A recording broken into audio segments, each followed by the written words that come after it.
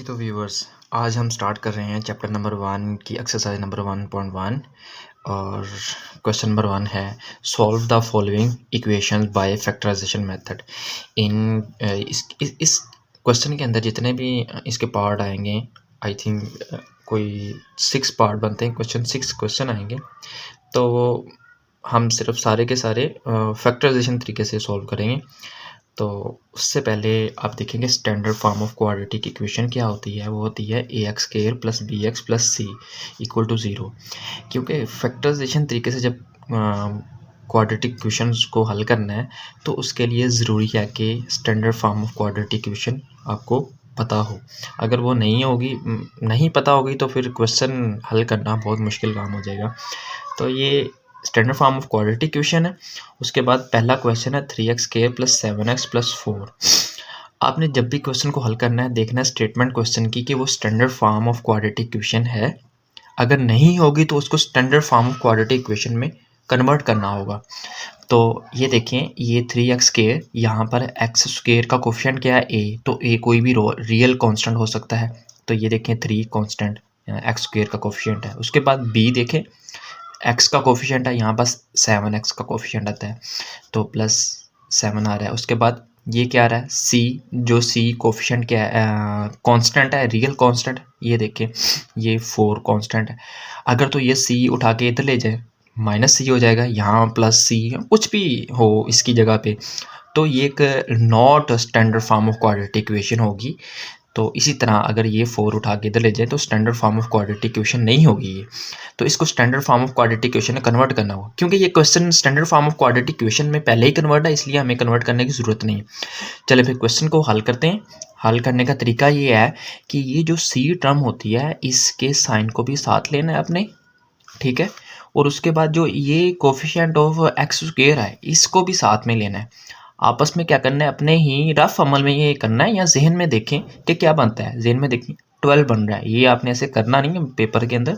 इसी तरह आपने ना अपने जहन में खाका बना लें या साइड पर या किसी रफ पेज के ऊपर इसको देखें, ये 12 बन रहा है। अब अपने देखना है कि मल्टीप्लाई करने से कोई 2 डिजिट ऐसे लेने हैं जिनको मल्टीप्लाई करने से क्या आए 12 आए, और उन्हीं को ऐड करने से ये जो बी टर्म है ये सी और एक्स के साथ एक्स का कोफिशिएंट यहाँ ये 7x बन जाए। तो हमने एक्स को नहीं देखना अभी, हमने सिर्फ 7 को ही देखना है। या ये बी, ये वाली बी टर्म, ये क्या सी, ये बन जाए 7 बन जाए। तो ये 7 वो टर्म्स, उससे पहले उनको उन डिजिट्स को ढूंढा कैसे जा सकता है, ये तरीका मैंने लिखा हुआ है। ये देखिए, ये मैं ट्रिक यही इस्तेमाल करता हूँ, खुद भी इसी तरीके से करता हूँ। तो और भी ट्रिक काफ़ी हैं इनको सोल्व करने के, बहरहाल ये मुझे आसान लगता है। अब देखें कि 12 का सबसे पहला मल्टीपल है, यानी 12 को यहाँ आप कहें कि 1 पे डिवाइड करें तो क्या 12 ही आता है, या 1 से मल्टीप्लाई करने से 12 आता है, या 1 पे डिवाइड करें। फिर उसके बाद 1 के बाद कौन सा डिजिट आता है हमारे पास, 2 डिजिट आता है। 2 को देखिए 2 पे डिवाइड होता है, 12 पे होता है, हाँ हो रहा है, तो वो 6 आता है। फिर दोनों मल्टीपल बन जाते हैं, आपस में मल्टीप्लाई हो गए, क्या बन रहा है 12 बन रहा है। फिर उसके बाद देखें 3 पे डिवाइड होता है, ये होता है 3 पे डिवाइड होता है, तो फिर 4 आता है, 3 4 बार 12, तो आपस में मल्टीप्लाई करें 12 बन जाता है।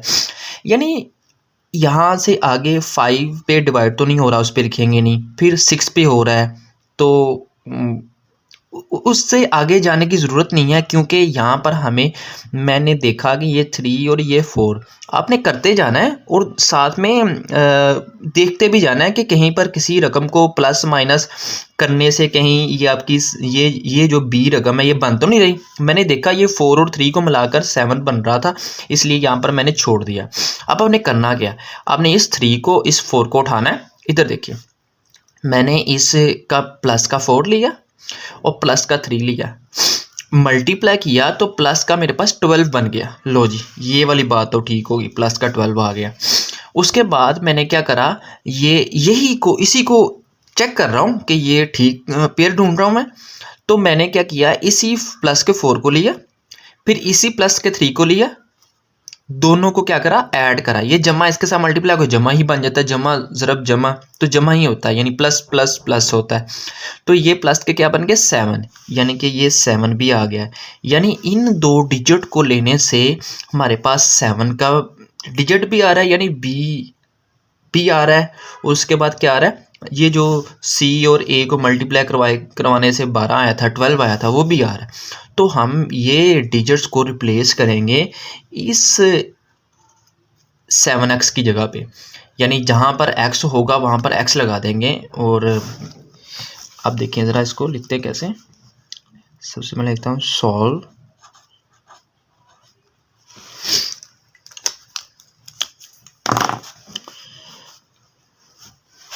इसकी स्टेटमेंट लिख लेते हैं।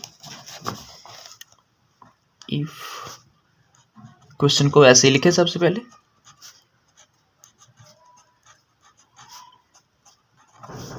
फिर देखें इस 3x को स्क्वायर को ऐसे ही हमने रिप्लेस किसको किया है, इस 7x को। जहाँ इस x की जगह पे हम 4 के साथ भी x लगाएंगे, 3 के साथ भी x लगाएंगे, ठीक है। कौन सा डिजिट लिया था, +4 का सबसे पहला, तो +4x आ जाएगा, ठीक है। फिर दूसरा इधर से देखिए, इधर से एक ही बात है, तो +3 लिया था तो क्या आएगा, +3x आ जाएगा। किसको किया, 7 को। अब देखें प्लस प्लस क्या हुआ, प्लस, तो काम किसका, 4 और 3 7 बन गए फिर भी। तो ये सी टर्म क्या है, +4, ये ऐसे एज इट इज़ लिख लेंगे, ठीक है। अब आप देखिए इसमें और इसमें, इन दोनों में कॉमन क्या आ रहा है, x दोनों में पाया जा रहा है, तो बाहर निकाल लेंगे, 3x + 4 बच जाएगा, ठीक है।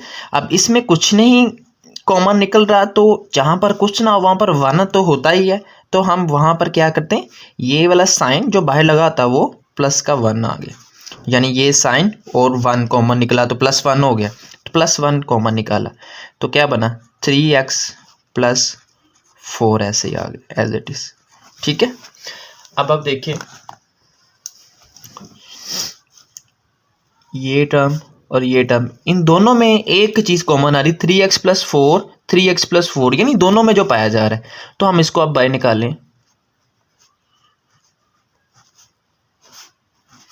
तो जब इधर से बाहर निकाला तो क्या बचा, x, और जब इधर से इस चीज को बाहर निकाला तो पीछे +1 ही बचता है, तो +1। ये तरीका कार है इसको सॉल्व करने का। अब जो ये फैक्टर आए हैं हमारे पास, ये 2 फैक्टर आ गए, किसके, इस क्वेश्चन नंबर, इस स्टेटमेंट के, ठीक है। इस स्टेटमेंट के क्या आ गए, ये 2 फैक्टर आ गए। इन फैक्टर्स को हमने क्या करना होता है, इन फैक्टर्स को हमने इक्वल टू बारी बारी 0 करना होता है, ठीक है। एक बार 3x + 4 को इक्वल टू 0, एक बार इसको एंड भी लिख सकते हैं, यहाँ पर लाइन लगाने के बजाय ये भी डाल सकते हैं, ठीक है, +1 इक्वल टू 0, ठीक है। ये 1 इधर प्लस हो रहा है, दूसरी साइड पे जाके क्या होगा, माइनस। जो चीज़ प्लस होती है दूसरी साइड पे जाके होती है माइनस, जो मल्टीप्लाई होती है दूसरी साइड पे जाके होती है डिवाइड, ठीक है। ये 4 उधर जाके आ जाएगा माइनस, ये डिवाइड मल्टीप्लाई हो रहा है दूसरी साइड पे जाके क्या होगा, डिवाइड, ठीक है। ये अब हमारे पास सॉल्यूशन सेट जो है -4/3 एंड -1 आ गई, ठीक है। अब ये जो सॉल्यूशन सेट आया है, ये -4/3 और -1, ये वो कीमतें आई हैं, वो रूट आए हैं, x की वैल्यू आई हैं, जो इस इक्वेशन के अंदर बारी बारी पुट करें। ये जो क्वेश्चन की फॉर्म थी, इसके अंदर बारी बारी अगर हम पुट करें तो क्या आता है, इसका आंसर 0 आता है, यानी इस लेफ्ट साइड पे क्या आता है, 0। इसके अलावा कोई भी कीमत पुट करें तो 0 नहीं आता, यानी इसके लिए क्वेश्चन, ये स्टेटमेंट है, ये जो आंसर निकला है, रूट्स निकले हैं, इसके ऊपर ये ट्रू है, बाकी और अदर रूट्स जितने भी हैं उसके लिए ट्रू नहीं होंगी, ठीक है। तो आज के लिए इतना ही क्वेश्चन, अगले लेक्चर में हम 2 या 3 क्वेश्चन को कवर करेंगे और वीडियो को थोड़ा लंबा लेके जाएंगे। और इस क्वेश्चन को अच्छे से समझें, फिर अगले क्वेश्चन की समझ आएगी। और अगर किसी ने इक्वेशन और standard form of quadratic equations वाली वीडियोस नहीं देखी तो वो काइंडली जाकर देखें, फिर standard form of quadratic equation को समझें और फिर इधर आए। तो नहीं तो मेरे ख्याल में शायद आपको मेरी वीडियो की कोई समझ नहीं आएगी। अल्लाह हाफिज़, अगले लेक्चर में मिलते हैं।